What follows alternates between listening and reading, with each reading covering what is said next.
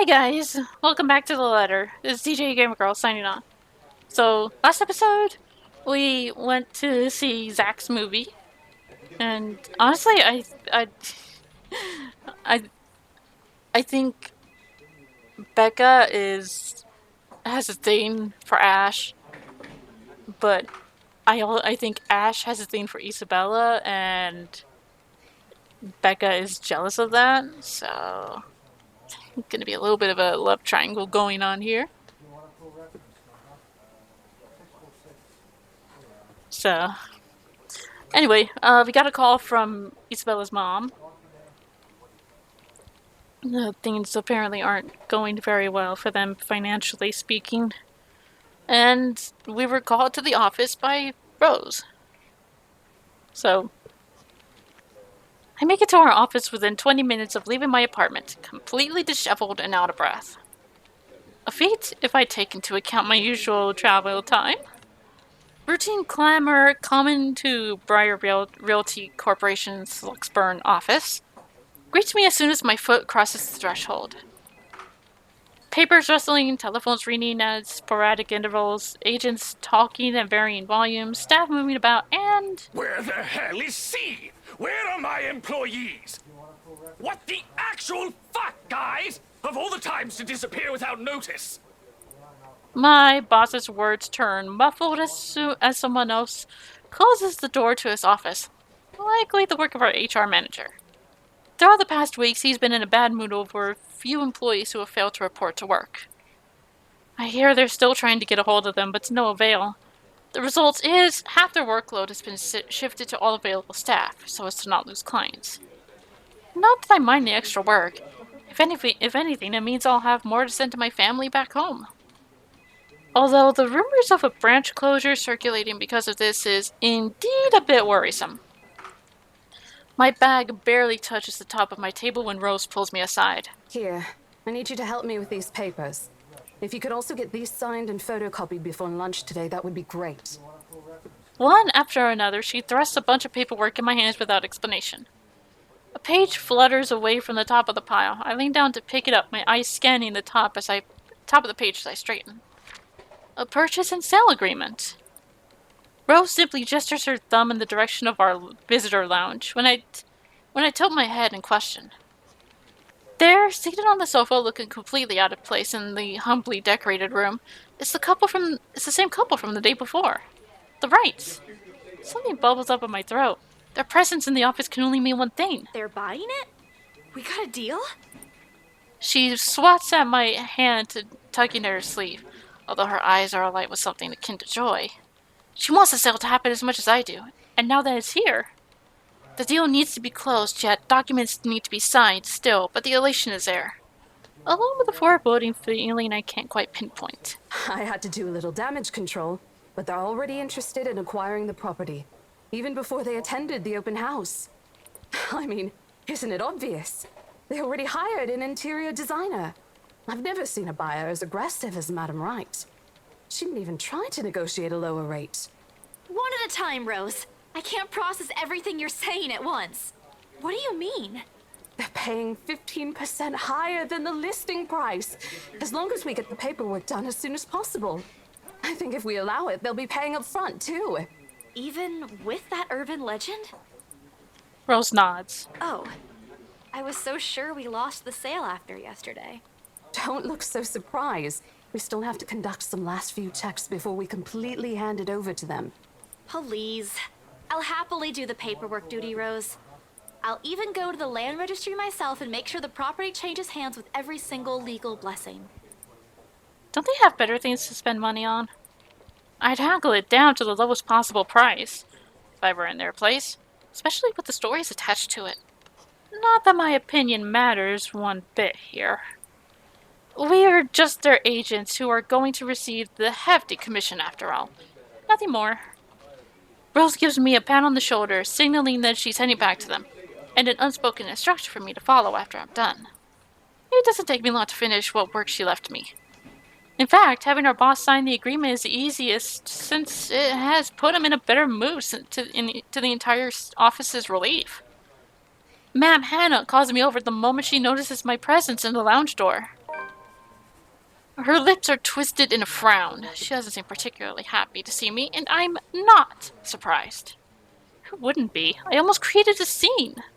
Mr. Wright, however... Why, if it isn't the little Lily. I trust you're feeling well now. It's Isabella, sir, not Lily. I appreciate your concern. I'm feeling better now. I really don't understand why they can't get my name right. It's a fairly common name. It shouldn't be too hard to remember. Regardless, I hand him their copy of the agreement. I believe I can take that. Thank you very much. Without elegantly, she plucks the papers off my hand. It's easy to think there isn't any trace of irritation in her. But it is there, radiating in her stiff stance, in the way she's standing at a fair distance from her husband, and how the two look to be ignoring each other. Seeing this scene, it soon becomes clear to me that I'm not the one who has put her in a bad mood. Did they fight? Most probably. I've seen it happen dozens of times with my previous clients. It's a shame, especially with their new mansion. I never did like it when my own mama and papa fight. I hope they'll make up soon.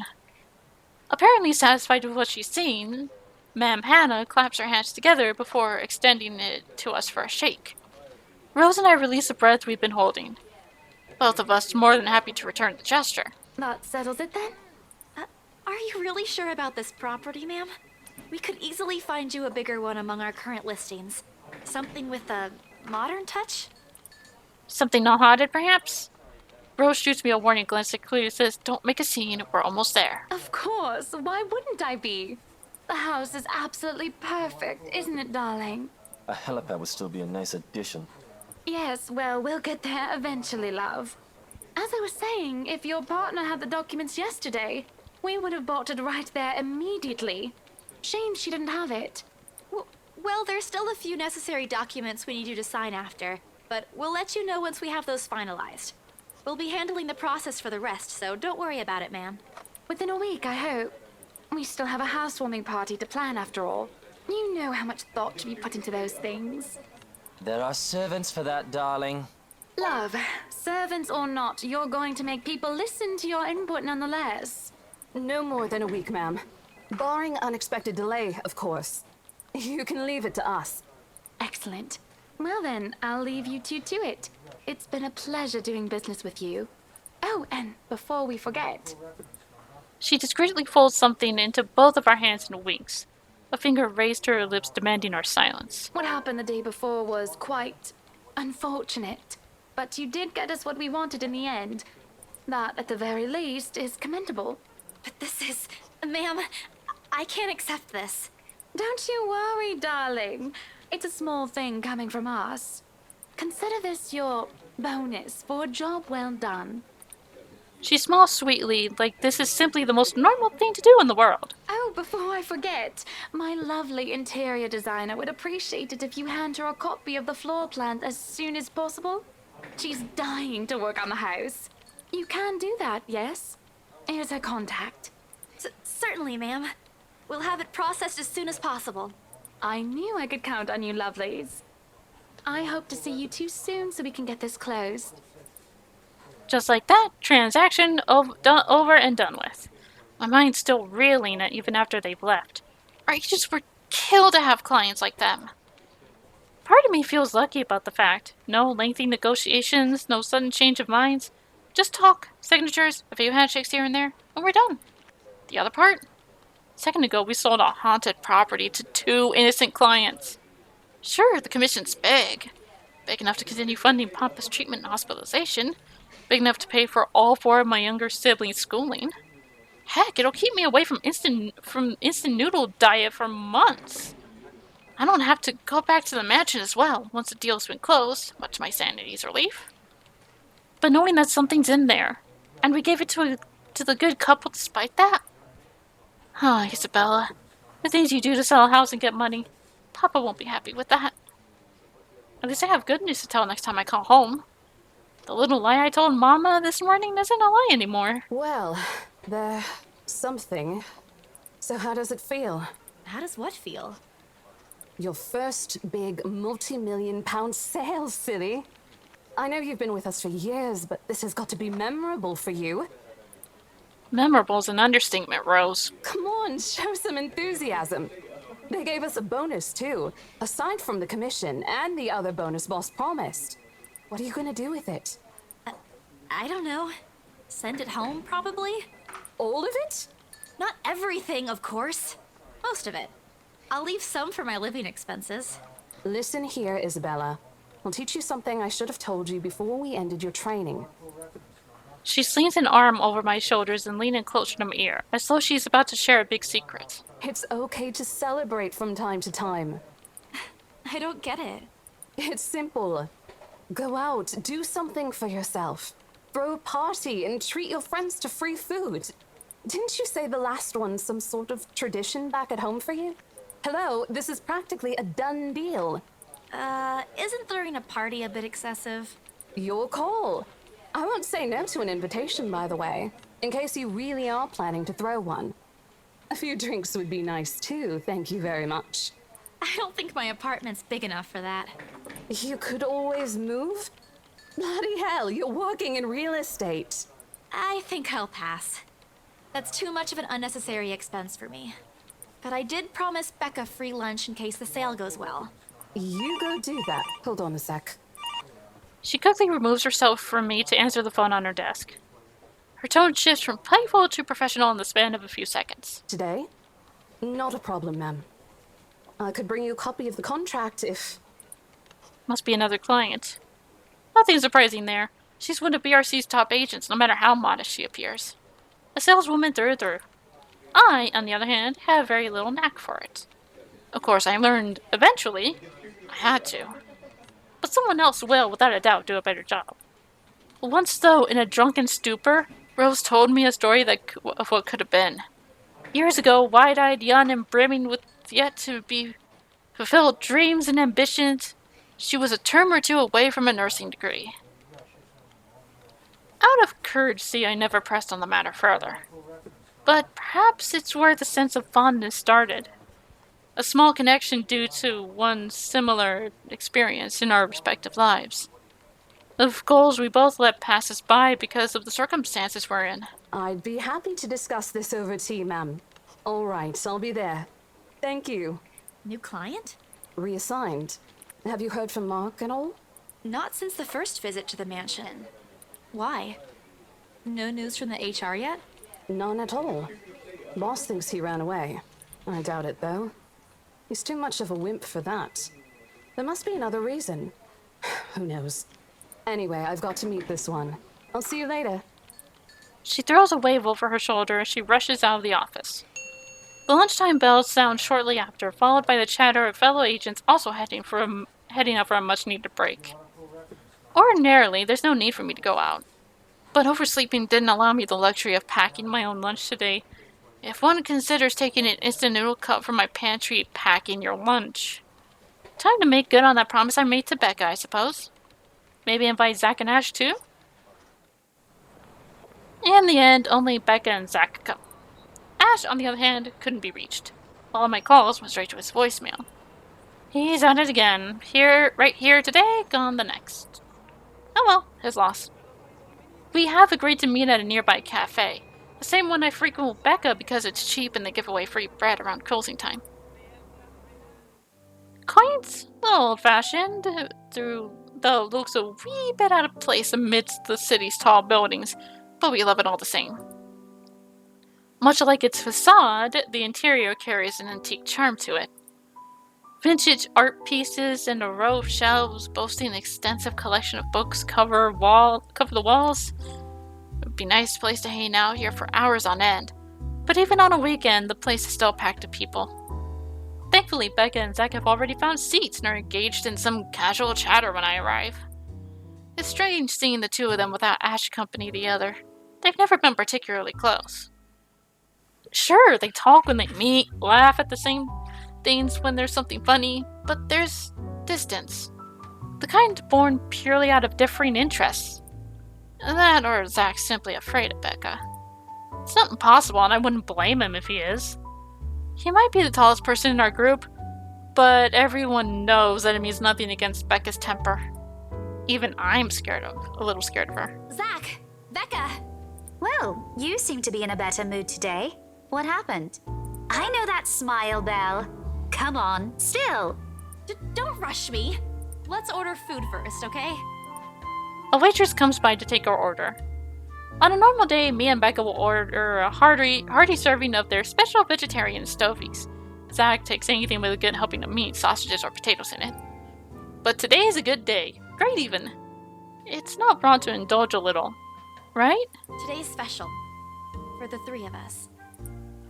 Even the person jotting down our order looks surprised at today's meal choice. She writes it nevertheless and leaves without a comment. Becca furrows her brow, her mouth halfway open, ready to let loose what's likely a string of reprimands. Don't worry. It's my treat. The glare she sends my way reminds me of the one I received from Mama when I punched a kid bullying my younger brother 18 years ago. Naturally, I never did it again after she made me apologize the next day. But Becca's far from being my mom. A small sheepish grin is enough to turn that frown into a defeated sigh. Food arrives in the middle of a funny story from Zach, putting the rest of the conversation on hold as we are each served our order. It isn't anything fancy. Pan-roasted sea bass with citrus-dressed asparagus and a portion of mashed potatoes on the side. Or at least that's what the daily specials board says.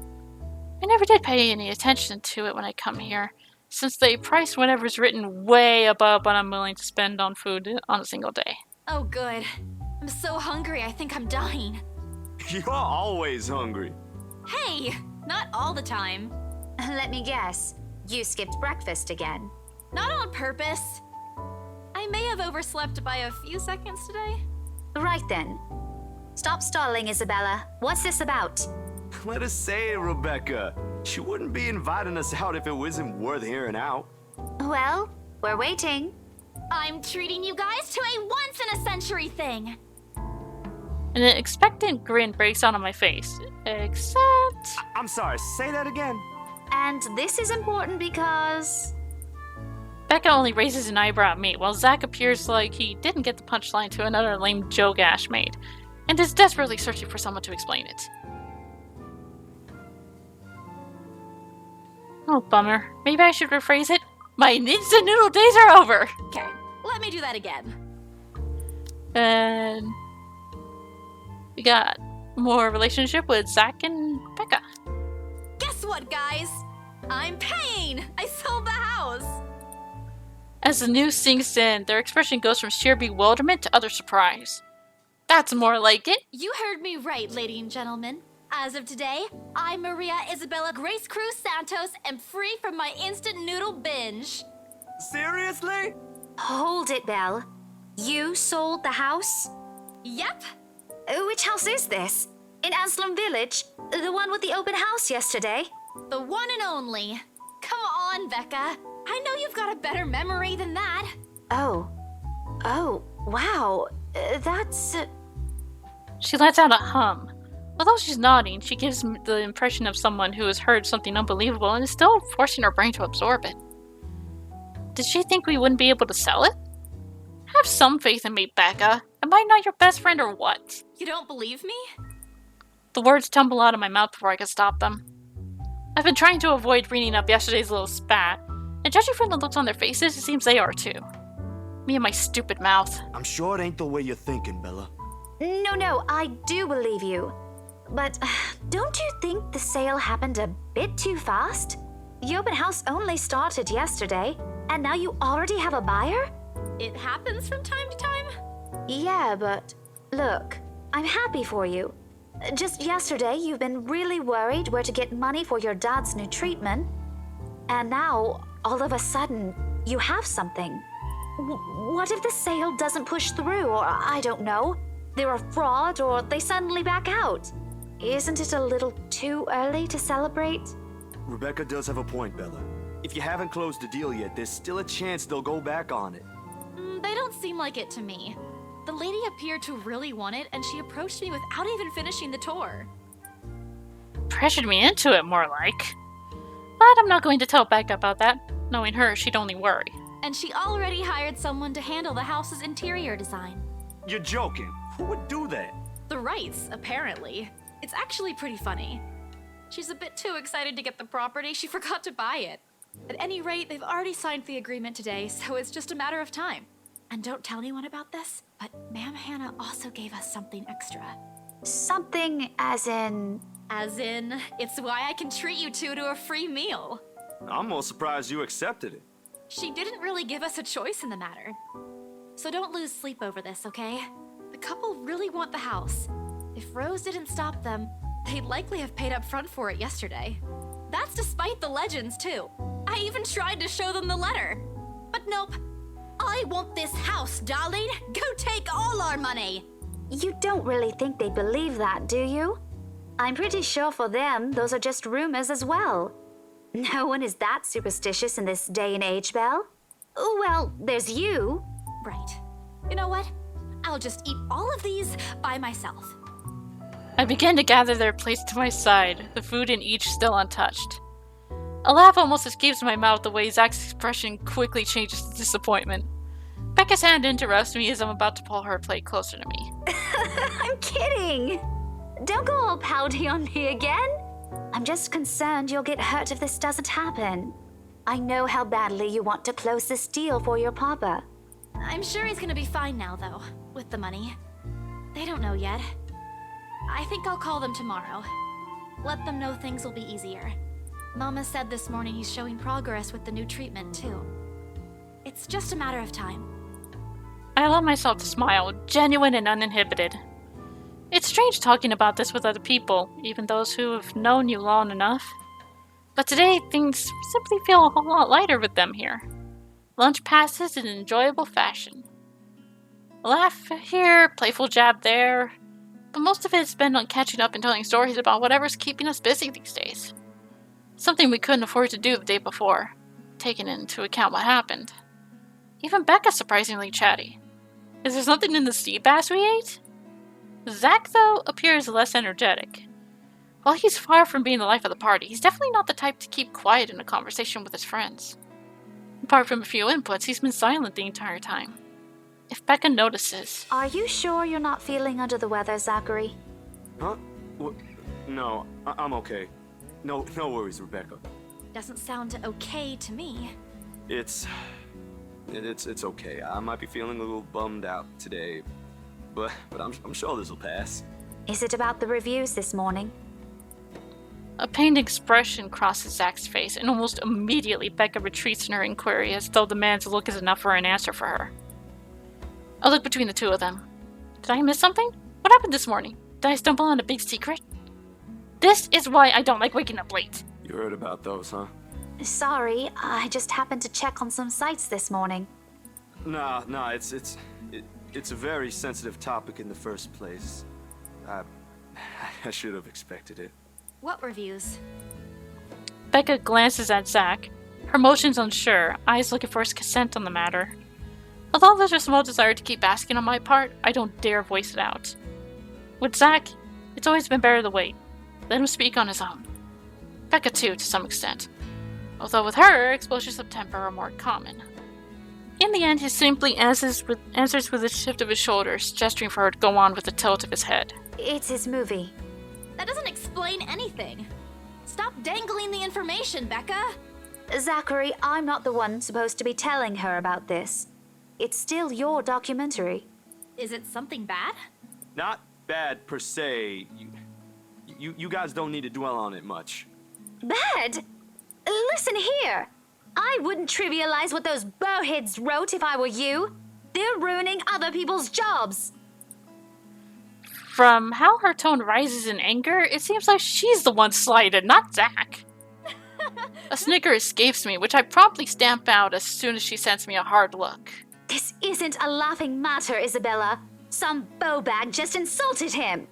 Calm down, Rebecca. Those are just reviews, and it happens a lot. I do not ken about you two, but calling the entire film an out-and-out drivel, you're better off watching an educational kids' TV show, and worst 1.5 hour of my life, among other things, isn't exactly a critique any decent movie reviewer would say. If you could call that a critique, did we even watch the same film? Well, maybe I ain't cut out for it. Better stick with my photography or something. If nothing else, this helped me open my eyes to what I can and can't do. You're giving up. It wasn't a question. It was just something experimental I did on my free time anyway. It's no big deal. But you worked on it for months. Doesn't look like it matters for those people. Don't say that! My palm strikes the table, sending the tableware on top clinking against each other. I didn't even notice when I rose from my seat. But here I am, chest heaving, looking down at him in the same manner a teacher would at any unruly student. Becca's probably proud. I didn't mean to yell, but there are some things people like Zach aren't supposed to say. How exasperating. He, of all people, should know. It's just a review. Except they're pretty well-known critics. Why does that matter? They aren't the ones calling the shots on this. Isn't that why they have a committee? Right, Becca? An amused gleam is in her eyes when I turn to her. What does she find so entertaining here? Help me here! Your friend's about to quit his passion for a petty reason. I haven't read what those people wrote about his work, but a few scathing words shouldn't be enough to discourage someone. I should know. After all, I'm... Failing means you're playing, Zach. Not that I'm saying it's bad. I've seen it from start to finish, and I know for myself what you created isn't something people should scoff at. I don't know anything about filming or photography. Hell, I don't have an inkling of artistry in me except for those doodles I make for class. But I know what I watched. Look at Isabella. It's not every day you see her all riled up like this. Whatever I'm about to say gets lost in my tongue as a flush of embarrassment blooms across my face. It was a heat of the moment thing. And anyway, I'll be very angry with you if you quit. What about the exhibit? What exhibit? Classified information. Even if I bring you your favorite tonight? Nope, not a chance. Oh, come on! I thought we aren't supposed to have secrets. A burst of laughter comes from Zach. Thanks, you two. I might need some time alone to myself for a while. Just to think about things, how I'll go from here, that sort of stuff. Hey, I'm not quitting, Bella. Don't give me that face. There's no face at all, only a poor imitation of puppy dog eyes. If you could call this one. Promise? I'll be damned if I break any promise I make to you guys. Besides, you're right. It's too early to say anything right now. What's night ain't for another week? That's all the answer I need from him. As sentimental as it sounds, there's the fun in knowing another person you know won't take the same path you've walked. It's not like it's over for me, though. I still have time. I could still come back. Do my own thing, do what I really want to do. Surely once Papa recovers, once I'm done with everything. Inside my bag, my phone buzzes unexpectedly, breaking the pleasant afternoon lull. The screen shows Rose. Hey, Isabel. You at the office? Ha ha. Very funny, Rose. I'm hanging up. Don't, I'm kidding. BRC says the floor plan copies are ready for Miss McCullough to pick up. She states that as if it already explains everything. Then, out of the blue, she launches a long rant about the awful state of Luxbourne Street. All of which she says in a single breath that I can barely keep up with and make out a single word. I stay quiet if only to avoid becoming the next object of her frustration. She's similar to Becca in that regard. I'm stuck in horrendous traffic right now. Bloody stupid drivers. When she has finally ran out of things to complain about and stops, what she says next still has none of what I'm hoping to hear from her. It's just a quick mumbled plea for me to meet the right interior designer in her stead, and in... Anyway, I'll leave it to you. Bye. Thanks. Classic Rose, she ends the call without even asking for my input. Ay vey. The sky is cloudless and the noon sun is beating down on the hard concrete when we leave the cafe. It's far from unbearable, but it's enough to put most people in a fickle mood or make them vulnerable to catching something. No wonder we have staff members going AWOL lately. Not to mention my boss's mercurial moods. Sorry about that. I can't believe I'm saying this, but I want our usual cloudy weather back.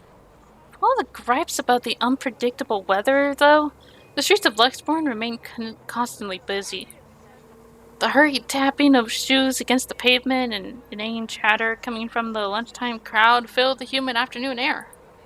Small reminder of things we still have to do, regardless of how much I want to return to the comfort of my bed. Back to Briar Realty for me. Zach to a meeting with a magazine publisher featuring luxury houses, and Becca to her lesson plans and books at home. But more than once, I catch her sneaking along and glance over at something displayed at a shop window. Does she want to buy something? Maybe I can get it for her this Christmas. I turn my head at the last shop she checked out. A fleeting glimpse. The world stills. Oh shit. She looks at me, eyes hollow, gaze piercing, and boring into my very soul, like a set of chains to keep my whole body still. There were no shadows or whispers this time, only a plea, a hum, low and distinct, compelling me, beckoning me, intent on dragging me to the void and beyond the glass. I don't dare move. My heart hammers against my ribs, each beat, every thump, screaming at me to look away and make a run for it. But I can't. I couldn't. Although my limbs feel heavy, while my own breathing strains in the face of her calls. Leave me alone. Her mouth is stretched to a grin, wide and unpleasant. The panic building up in my chest forces me to take a tentative step back. I try not to stare at the decaying flesh, the blood streaming from the gaping wounds on her arms or her nailless fingers. I don't want this. Not like this. Not after I got what I want for Papa. No, stop. Leave me alone. Her face contorts and she lets out a wail, sharp and utterly unforgiving. Rage. There's only hatred and bitterness, as if the very notion of turning away from her is an offense in itself. Please! I don't want this! Before I even know it, I'm stumbling backwards. My own throat, hoarse from the screams. I didn't even notice already coming out of my mouth. The back of my feet catches on a loose stone, sending me sprawling on the ground. The resulting pain completely jolts me out of the haze blurring my mind. For a little while, my surroundings appear unfamiliar until Becca's face swims into my vision. A look of concern is on her face, and her hands are gripping my arms tight. Even Zach appears beside himself with worry while he stands up behind her, acting as a shield against the small crowd of onlookers already forming around us. What happened? Bella, you okay? My mouth opens and closes, but nothing comes out. The words refuse to form. On impulse, I sneak a swift glance at the display window. She's gone. Yet the foreboding feeling hasn't left me. My hands are shaking as I push myself off the ground, my weakened limbs relying solely on reflex and muscle memory. Something icy has made its home in the pit of my stomach. I want to throw up. Anything to get this wretched sensation out. You are screaming. Zach, call someone. No, don't. I'm good. I need to get to the office. Rose, the floor plans. Someone's going to pick it up. I'll see you later. Careful. Don't stand up yet. Stay put, Isabella. Zach, you watch over her for me. I'll call for someone. I attempt to smile to put her at ease, but it likely comes off as a grimace. Gently, I push her hands off my shoulders. My knees are still trembling, but I can stand. Leave. Leave me. Stay away. Away. The humidity is stifling. Everyone's stares are unnerving, and Becca and Zach's concerns are suffocating. I don't want to be here. No more. I break into a run. I wish I hadn't left my bed this morning. Here, with only the occasional drips of water on the sink and the whirring of the fan blaze to keep me company, it's easy to fall into a cycle of negative thinking. But even with the clutter to keep me company, the room still feels a whole lot bigger than usual. I hug my knees closer as a group passes by outside. Loud. So loud. If only there was a way to tune everything out, to keep my head from replaying every image, every sound of her. Her screams, her awkward gait as she reaches for me, her bone-chilling smile, her pleas for... Enough. That's enough. A shiver passes over me. Though it's not from the hair still damp against my back, nor the draft that enters the room from the windows I have left wide open. My gaze shifts over to the letter on the coffee table. The edges flutter innocuously as the wind touches it. Funny how an ordinary looking piece of paper can bring this much trouble. The impulse to throw it away or rip it to pieces is still there. I could easily do it, but after that, what?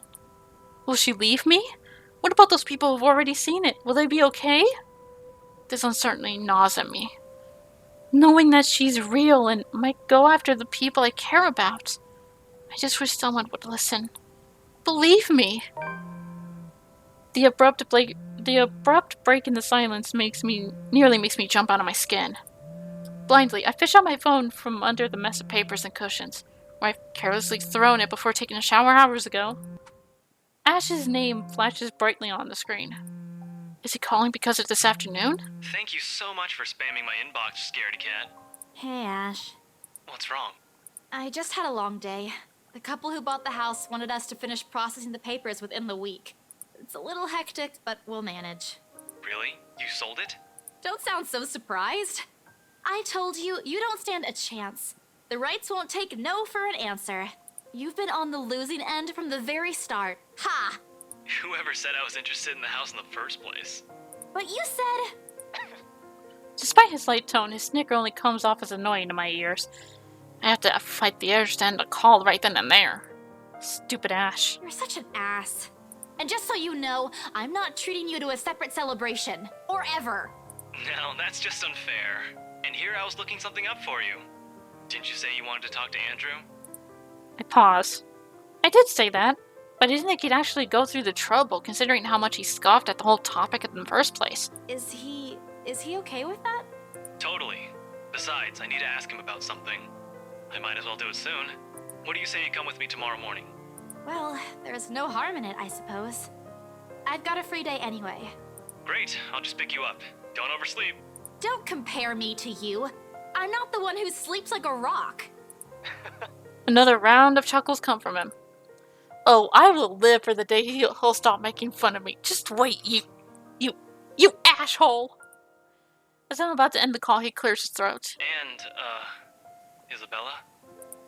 His sudden, diffident tone sends my eyebrows shooting up into my hairline. Is the world ending today? Yeah? Did you forget something? Do you think Never mind. Good night. Caught it! He's got a thing! He's got a thing for Isabella. He hangs up instantly. Rude! Completely rude! I didn't even get to thank him.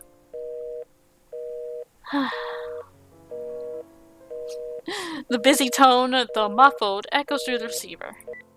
No one is saying this will work. Even I'm doubtful it will. But right now, I'll take anything. Anything to get out of this nightmare.